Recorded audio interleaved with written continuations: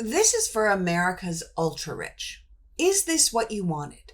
I understand you wanted lower taxes so you could have more money, or less regulation so you could make more money, or the privatization of public services so you can find new sources of money. But is this what you thought would happen?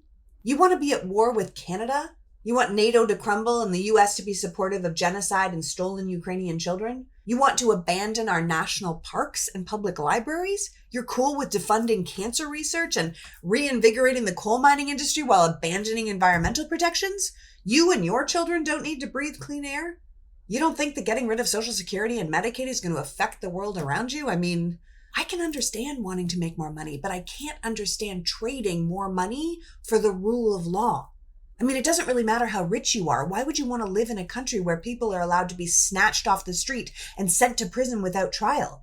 How does it benefit you to live in a country where half the population is unemployed, sick, or starving, and armed to the teeth?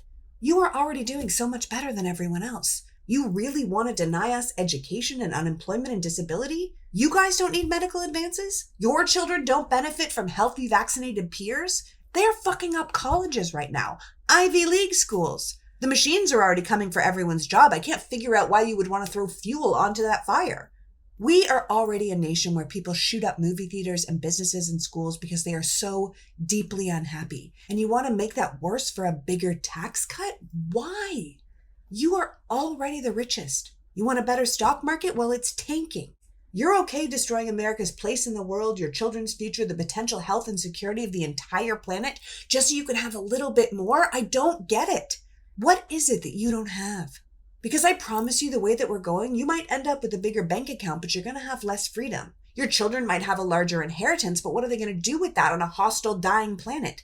You won't even be able to travel the world because people won't want Americans. Violence is going to be everywhere. You really want to be in a land war with our closest neighbor? You're okay with children dying of polio and measles around you? You want to buddy-buddy with Russia and North Korea?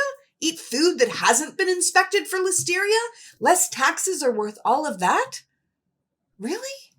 Look, clearly I don't have your money, so my way of fighting back against this terrible path we're on is to use my voice. But you could do something really worthwhile if you stopped supporting this. If you just say it's gone too far. If you stand up to your friends and give them the courage to stand up to others. Lower taxes are one thing, but what's happening in America is something totally different.